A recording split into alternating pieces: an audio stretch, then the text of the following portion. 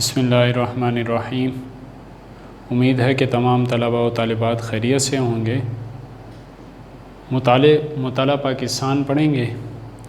آج کے لیکچر میں ہم چند بنیادی باتیں پڑھیں گے کہ اسلامی نظام حیات اور قائدین تحریک پاکستان۔ اسلامی نظام حیات کیا ہے اور اس اسلامی نظام حیات کے بارے میں قائدین تحریک پاکستان نے کیا کیا خطابات فرمائے اور کیا کیا تحریریں کی اور کیا ان کے نظریات تھے۔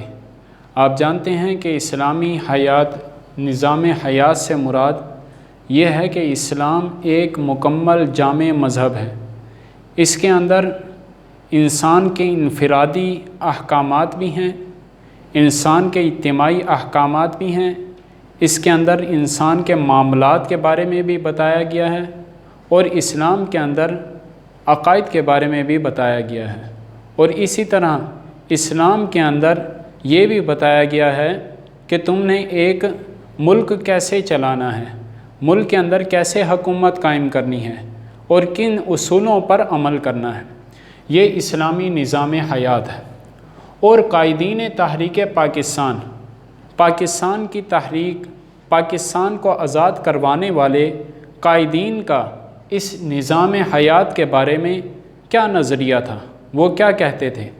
اب قائدین پاکستان، چاہے وہ نواب وقار الملک ہوں، قائد اعظم محمد علی جناح ہوں، علامہ محمد اقبال ہوں، یا نواب زادہ لیاقت علی خان ہوں، یا چودھری رحمت علی ہوں، یا علامہ شبیر احمد عثمانی ہوں، اور اس طرح جتنے بھی قائدین ہیں آپ ان کی تحریریں پڑھ لیں، ان کی تقریریں نوٹ کر لیں، اور جتنی بھی ان کے لٹریچر پڑھ لیں، ان تمام کے اندر آپ کو ایک بنیادی مقصد، ایک ہی مقصد نظر آئے گا کہ انہوں نے پاکستان کے لیے جو تحریک چلائی اس کا مقصد یہ تھا کہ پاکستان کے اندر اسلامی نظام حیات کو قائم کیا جائے اور ایسی ریاست قائم کی جائے جس کے اندر اسلام کے قوانین پر عمل کیا جا سکے، اسلامی قوانین کے لیے تجربہ گاہ ثابت ہو۔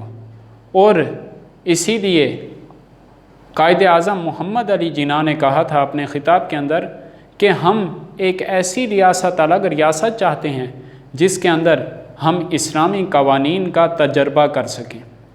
اور تمام قائدین یہی چاہتے تھے کہ مسلمان ایک الگ قوم ہے، ان کے الگ نظریات ہیں، الگ معاشرت ہے، الگ اٹھنا بیٹھنا رہنا سہنا ہے، اور الگ ان کے قوانین ہیں۔ ان پر عمل اس وقت ہو سکتا ہے جب ان کی ایک الگ ریاست ہوگی اور اس ریاست پر ہم اسلامی قوانین کا نفاذ کریں گے۔ یہ تمام قائدین کا کہنا تھا۔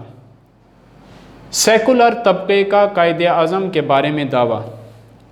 آج کچھ عرصے سے ہماری حکومت کے اندر، ہمارے حکمرانوں کے اندر کچھ ایسے طبقات سے، سیکولر طبقے سے میل کھانے والے لوگ بھی ہیں جن کے نظریات سیکولر ہیں۔ وہ کہتے ہیں اور اپنی نظریے کی بنیاد اور نظریے کے لیے دلیل پیش کرتے ہیں قائد اعظم کے ایک خطاب کو۔ کہتے ہیں کہ قائد اعظم کا نظریہ پاکستان کے بارے میں سیکولر تھا۔ سیکولر کسے کہتے ہیں؟ سیکولر اسے کہتے ہیں کہ یہ مذہب سے بالکل آزاد ہو، مذہب کا حکومت سے کوئی تعلق نہیں، مذہب صرف مسجد اور گھر تک ہے، اس کے علاوہ اجتماعی زندگی کے اندر ہمارا مذہب ہماری کوئی رہنمائی نہیں کرتا۔ یہ سیکولر طبقہ کہتا ہے، اور کہتا ہے کہ حکومت چلانے کے اندر انسان بالکل خود مختار ہے، وہ اپنے قوانین چاہے اچھے ہوں یا برے خود وہ نافذ کر سکتا ہے اور خود ہی بنا سکتا ہے۔ اس کو کسی اسلام کو اور کسی مذہب کو سامنے رکھنے کی کوئی ضرورت نہیں ہے۔ اس کے لیے وہ قائد اعظم کے بارے میں کہتے ہیں کہ قائد اعظم نے اپنے خطاب میں کہا تھا کہ ایک ایسا وقت آئے گا کہ جب ہندو نہیں رہے گا اور مسلمان نہیں رہے گا۔ اب یہ اقتباس پیش کر کے سیکولر طبقہ کہتا ہے کہ قائد اعظم کی سوچ اور قائد اعظم کا کہنا بھی یہ تھا کہ پاکستان کی بنیاد اس لیے رکھی جائے کہ یہاں سیکولر نظام نافذ کیا جائے گا، لیکن حقیقت اس کے برخلاف ہے۔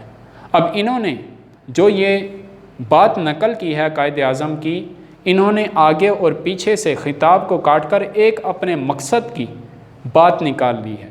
حالانکہ قائد اعظم نے جو پورا بیان دیا تھا، پورا خطاب دیا تھا، اس کا لب لباب یہ نکلتا ہے کہ ہم ایک ایسی ریاست قائم کریں گے جس کے اندر تمام لوگوں کے، چاہے وہ مسلمان ہوں چاہے ہندو ہوں، کسی مذہب سے تعلق رکھنے والے ہوں، ان کو بنیادی حقوق دیے جائیں گے۔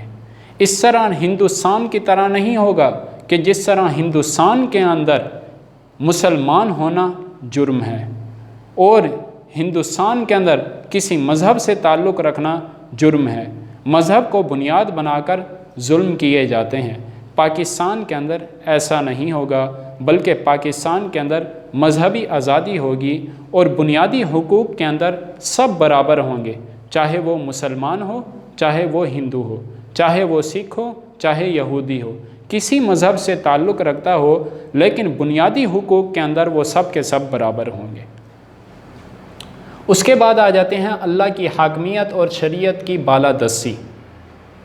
اب اس کے اندر اللہ تبارک و تعالیٰ کی حاکمیت اور شریعت کی بالادستی جب پاکستان قائم ہو گیا، 14 اگست 1947 کو پاکستان قائم ہوا، تو اب ضرورت اس بات کی پیش آئی کہ پاکستان کا جو مقصد تھا، پاکستان بنانے کا جو مقصد تھا، اس کو اب فروغ دیا جائے، اب اس کی بنیاد ڈالی جائے۔ اس کے لیے قرارداد مقاصد، مسودہ قرارداد مقاصد پیش کی گئی۔ یہ 7 مارچ 1949 کو ایک مسودہ پارلیمنٹ کے اندر پیش کیا گیا۔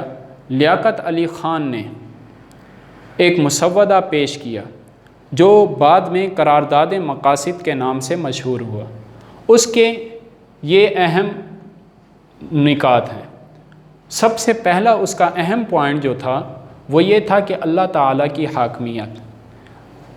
ہمارے پہلے وزیر اعظم لیاقت علی خان رحمۃ اللہ علیہ نے جو مسودہ پیش کیا، اس کے اندر پہلا اہم بنیادی نقطہ جو تھا وہ یہ تھا کہ اللہ تعالیٰ کی حاکمیت۔ یہ ملک، اس ملک کے اندر جو قانون چلے گا، جو حکم چلے گا، جو اصل بادشاہت چلے گی، وہ اللہ تعالیٰ کی چلے گی۔ انسان اس ملک کے اندر خود مختار نہیں ہوگا، بلکہ جو بھی یہاں کا بادشاہ، وزیر یا صدر بنے گا، وہ تمام کے تمام اللہ تبارک و تعالیٰ کے حکم کے دائرے کے اندر آئیں گے۔ اگر ان کی بات اللہ تعالیٰ کے بتائے ہوئے قوانین کے مطابق ہوگی تو ان پر عمل کیا جائے گا، اور اگر ان کی بات اللہ تبارک و تعالیٰ کے قوانین کے مطابق نہیں ہوگی تو ان پر عمل نہیں کیا جائے گا۔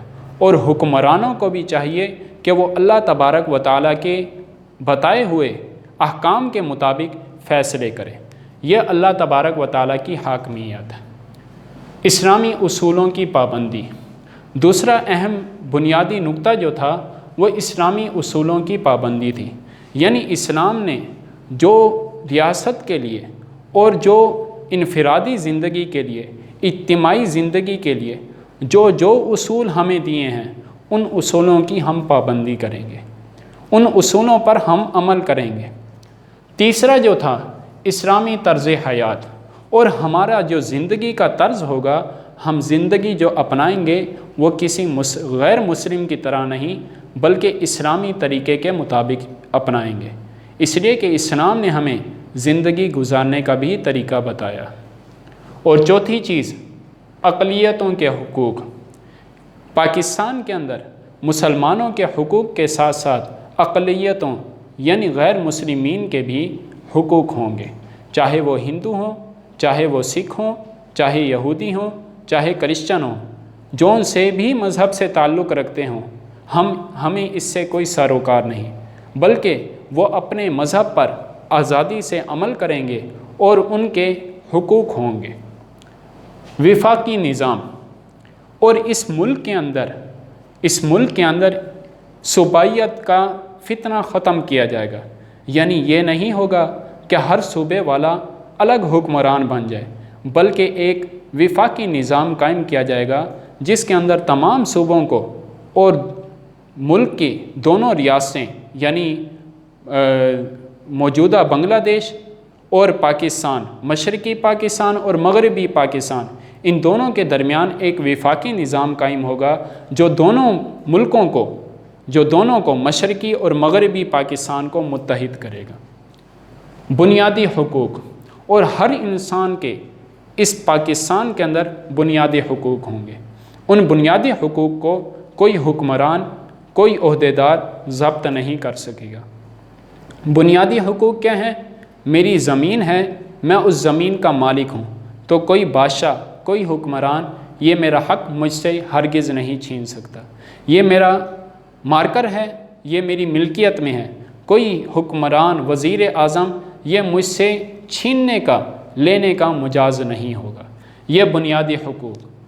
اور آزاد عدلیہ، آزاد عدلیہ ہوگی، یعنی ہماری عدالتیں جو ہیں وہ بالکل ہی آزاد ہوں گی، وہ کسی حکومت کی محتاج نہیں ہوں گی، حکومت کی ان کے اوپر کوئی سرپرستی نہیں ہوگی، کسی سیاسی جماعت کی اس کے اوپر بالادستی نہیں ہوگی، بلکہ عدالتیں اور ہمارے کورٹ بالکل ہی آزاد ہوں گے اور آزادانہ طور پر فیصلے کریں گے، چاہے کٹہرے کے اندر چاہے کوئی ایک چھوٹی ذات کا آدمی آ جائے، چاہے کٹہرے کے اندر ایک وزیر اعظم آ جائے، دونوں کے لیے برابر فیصلہ کیا جائے گا۔ اس کے بعد جب یہ قرارداد مقاصد پیش کیا گیا، کا مسودہ پیش کیا گیا، اس کے بعد لیاقت علی خان رحمۃ اللہ علیہ نے ایک وضاحتی تقریر کی، اور اس تقریر کا لب لباب اور اہم نکات تقریباً وہی ہیں جو قرارداد مقاصد کے اندر پیش کیے گئے، اور قرارداد مقاصد کے اہم نکات پر جو کوئی ہلکا سا بھی شبہ پیدا ہو سکتا تھا، لیاقت علی خان نے اور شیخ الاسلام علامہ شبیر احمد عثمانی نے رحمۃ اللہ علیہ نے، ان دونوں نے اپنی تقاریر کے اندر ان شکوک کو، ان شبہات کو دور کرنے کی کوشش کی اور ان اہم نکات کی وضاحت کی۔ سب سے پہلا لیاقت علی خان کی تقریر کا اہم نقطہ سب سے پہلا تھا، اسلام اکسیر اعظم ہے، یعنی ہم اگر اپنا علاج کرنا چاہتے ہیں، ہم اپنے آپ کو سنوارنا چاہتے ہیں، چاہے ہماری انفرادی زندگی ہو، چاہے ہماری اجتماعی زندگی ہو، ان تمام کے اندر ہمارے لیے جو اکسیر حیات رکھتا ہے وہ اسلام ہے۔ اسلام ہمارے لیے اکسیر اعظم ہے۔ ہماری ہر علاج کا، ہمارے ہر بیماری کا علاج اسلام نے ہمیں بتایا ہے، ہر روحانی بیماری ہو یا اجتماعی بیماریاں ہوں یا انفرادی بیماریاں ہوں، جس طرح کی بھی بیماریاں ہوں، اسلام نے ہمیں ان تمام چیزوں کا علاج بتایا۔ دوسری بات اقتدار اعلیٰ، اس کے بارے میں نے آپ کو بتا دیا کہ ملک کا جو اقتدار اعلیٰ حاکمیت ہوگی وہ اللہ تعالیٰ کی ہوگی۔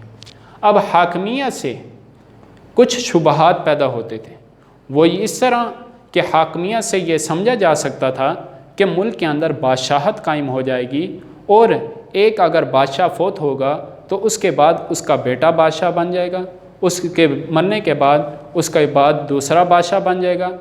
تو لیاقت علی خان نے اس کی وضاحت کر دی کہ مقتدر اعلیٰ ہونے کا یہ مطلب نہیں کہ ایک آدمی، ایک فرد، ایک خاندان کے اندر حکومت بند ہو جائے گی اور کوئی دوسرا اس حکومت کے اندر آنے کے لیے کوشش نہیں کر سکے گا، بلکہ جمہوری نظام قائم ہوگا کہ پوری دنیا، پورے پاکستان کے لوگ جسے اپنا وزیر اعظم، صدر چننا چاہیں گے، انہیں اختیار ہوگا کہ وہ کسے اپنا وزیر اعظم، اپنا بڑا، اپنا حاکم جاننا چاہتے ہیں، اپنا حاکم بنانا چاہتے ہیں۔ اور تھیوکریسی کی نفی، تھیوکریسی کی نفی کی۔ اب جب ہم نے یہ قرارداد مقاصد کے اندر یہ بات کی گئی کہ اقتدار اعلیٰ اللہ تبارک و تعالیٰ کو حاصل ہوگا، تو لوگوں کا ذہن تھیوکریسی کی طرف گیا۔ تھیوکریسی حقیقت میں لغوی معنی یہی ہے اللہ تبارک و تعالیٰ کی حاکمیت، لیکن بدقسمتی سے تھیوکریسی یہ بدنام ہو چکا ہے، یہ لفظ بدنام ہو چکا ہے۔ ہوا کچھ اس طرح کہ عیسائیوں کے اندر بھی یہی تصور تھا کہ بادشاہت حقیقت میں اللہ تبارک و تعالیٰ کی ہے، لیکن جیسے زمانہ گزرتا گیا ان کے پاپاؤں نے، ان کے پادریوں نے ان کے اوپر حکومت کرنا شروع کر دی، اور انہوں نے ایسے قوانین انجیل میں ثابت کرنا شروع کر دیے اور ایسے احکام بتانے لگے کہ ہم اللہ تبارک و تعالیٰ کے بھیجے ہوئے قاصد ہیں، اور جو ہم فیصلہ کریں گے وہ من و عن اللہ تبارک و تعالیٰ کی طرف سے ہوگا۔ اگر کوئی اس کی خلاف ورزی کرے گا تو اسے مار دیا جائے گا، اسے سخت سزائیں دی جائیں گی۔ یہ پاپائیت مغربی ممالک کے اندر قائم رہی، تقریباً 15ویں صدی تک یہ قائم رہی، اور 15ویں صدی تک کسی عیسائی کو توریت اور انجیل پڑھنے کی اجازت نہیں تھی۔ عام عیسائی اور یہودی کوئی بھی توریت اور انجیل نہیں پڑھ سکتا تھا، اور اس کے علاوہ ان کی تعلیم پر پابندی تھی، طرح طرح کے ان پر ظلم ڈھائے گئے، اور صرف بادشاہت بلکہ بادشاہ بھی اپنے پوپ اور پادری کا محتاج ہوتا تھا۔ بادشاہ کو بھی ہر وقت اس بات کا ڈر ہوتا تھا کہ اگر میں نے اپنے پوپ، اپنے پادری کے حکم کی مخالفت کی تو تمام لوگ اور پوپ کے فتوے کے اوپر مجھے قتل کر دیں گے، مجھے تخت سے اتار دیں گے۔ تو یہ مغربی ممالک کے اندر تھیوکریسی قائم ہو گئی۔ اب حقیقت میں تو اس کا مطلب تو اچھا ہے کہ اللہ تبارک و تعالیٰ کی حاکمیت، لیکن عیسائیوں نے اسے دوسرا لبادہ اڑا دیا، اور ساتھ ساتھ انہوں نے یہ تصور پیش کیا کہ جتنے بھی پادری ہیں یہ معصوم ہیں، یہ گناہوں سے معصوم ہیں، یہ گناہ نہیں کر سکتے، یہ غلطی نہیں کر سکتے، اس لیے کہ یہ اللہ تبارک و تعالیٰ کے احکامات کو لوگوں کے سامنے بیان کرتے ہیں۔ اللہ تعالیٰ نعوذ باللہ ان کے دل میں احکام کو ڈال دیتا ہے اور یہ لوگوں کو بیان کرتے ہیں۔ اور اگر ہم نے یعنی عیسائیوں نے ان پادریوں کی مخالفت کی تو یہ ایسا ہوگا جیسا کہ انہوں نے اللہ تعالیٰ کے حکم کی مخالفت کی۔ تو لیاقت علی خان نے اس کی نفی کر دی، کہا کہ اسلام کے اندر جو اللہ تبارک و تعالیٰ کی حاکمیت ہے اس سے مراد تھیوکریسی نہیں ہے، بلکہ حقیقت میں اللہ تبارک و تعالیٰ کی حاکمیت مراد ہے۔ اس لیے اس کی دو وجوہات ہیں۔ پہلی وجہ یہ ہے کہ اسلام کے اندر مکمل نظام سیاست موجود ہے، مکمل قوانین بتائے گئے ہیں، اور اس کے ساتھ ساتھ اسلام نے ہمیں یہ بھی بتایا کہ انبیاء کے علاوہ کوئی بھی معصوم نہیں ہے۔ انبیاء کے علاوہ جتنے بھی لوگ ہوں، جتنے بڑے سے بڑا بزرگ ہو، صحابی ہو یا کوئی بڑے سے بڑا تابعی ہو، وزیر ہو، مشیر ہو، کوئی بھی ہو، اس سے غلطی ہو سکتی ہے، وہ غلط کام کر سکتا ہے۔ لہٰذا اسلام نے ہمیں تھیوکریسی کی مخالفت کی، اسلام نے، اور اسلام نے کہا کہ پاپائیت ہرگز اسلام کا حصہ نہیں ہے۔ تو لیاقت علی خان نے اس کی بھی وضاحت کی، اور اسی طرح لیاقت علی خان نے کہا کہ مساوات قائم ہوگی، یعنی برابری ہوگی، اسلامی زندگی یعنی اسلامی طرز حیات کے مطابق زندگی گزاری جائے گی، اور اقلیتوں کے حقوق اس کی بھی وضاحت کی، اور روشن مستقبل۔ اور اس کے ساتھ ساتھ لیاقت علی خان نے کہا کہ اگر ہم ان مسودات پر، ان باتوں پر عمل کریں گے تو ہمارا مستقبل روشن ہوتا چلا جائے گا۔ ہمارا مستقبل اس لیے ہمیں تاریخ نظر آتا ہے کہ ہم اپنے اسلام سے پیچھے ہٹ چکے ہیں۔ جب ہم اسلام پر عمل کریں گے تو ہمارا مستقبل جو ہے وہ روشن ہوتا چلا جائے گا، اور ان چیزوں کے اوپر، ان اہم باتوں کے اوپر عمل کرنے سے ہمارے لیے ترقی کی راہیں ہموار ہوتی چلی جائیں گی، اور اس کے ساتھ ساتھ حکومت بھی اس بات کے لیے کوشش کرے گی کہ عوام کو ترقی کی راہ کی طرف گامزن کرے۔ اس کے بعد شیخ الاسلام علامہ شبیر احمد عثمانی رحمۃ اللہ علیہ نے تقریر کی۔ علامہ شبیر احمد عثمانی رحمۃ اللہ علیہ نے بھی قرارداد مقاصد کی تائید کی، بلکہ کہا جائے کہ قرارداد مقاصد کے اندر جو اہم بنیادی فرض ادا کیا اور اسے بنانے کے اندر جو اہم بنیادی فرض ادا کیا وہ علامہ شبیر احمد عثمانی ہی کی ذات تھی، کہ اگرچہ یہ حکومت کے اندر پارلیمنٹ کے اندر شامل نہیں تھے، لیکن پارلیمنٹ کے تمام لوگ اور وزراء وہ ان کے محتاج تھے، اور یہ پاکستان کے بانیان میں ان کا شمار ہوتا ہے۔ انہوں نے ہی قرارداد مقاصد کے اہم نکات پیش کیے تھے، اور یہ وقت کے بہت بڑے محدث تھے اور بہت بڑے عالم تھے، جس کی وجہ سے انہیں وقت کے مسلمانوں نے اور بڑے اکابر نے شیخ الاسلام کا لقب دیا تھا۔ تو انہوں نے بھی اپنی تقریر کے اندر لیاقت علی خان کی تقریر اور قرارداد مقاصد کے اہم نکات اور مسودہ کی تائید کی اور اس کی وضاحت کی۔ اس کے بعد قرارداد مقاصد کی خصوصیات کیا تھیں؟ قرارداد مقاصد کی کیا خصوصیات تھیں؟ اس کی بنیادی طور پر 3 خصوصیات تھیں کہ پارلیمنٹ کے اندر جتنے بھی ممبران تھے وہ تمام ممبران وہ تھے جو ہندوستان کے اندر یعنی برٹش گورنمنٹ کے اندر اور انڈیا کے اندر جو مسلمان منتخب ہوئے تھے وہی پارلیمنٹ کے ممبر تھے، اور انہوں نے قرارداد مقاصد کو قبول کیا تھا اور اسے پیش کیا تھا۔ دوسری بات، وہ تمام لوگ جنہوں نے قرارداد مقاصد کو منظور کیا وہ تمام کے تمام لوگ پاکستان کے حصول کے لیے عملاً انہوں نے حصہ لیا تھا، ذاتی طور پر انہوں نے حصہ لیا تھا، تو وہ حقیقت جانتے تھے کہ پاکستان کس مقصد کے لیے حاصل کیا گیا، اور ان تمام کا ان قرارداد مقاصد پر جمع ہو جانا، اس مسودے پر جمع ہو جانا اس کی اہم خصوصیت کا حامل ہے۔ تیسری بات، تمام مسلمانوں نے متفقہ طور پر منظور کر لیا۔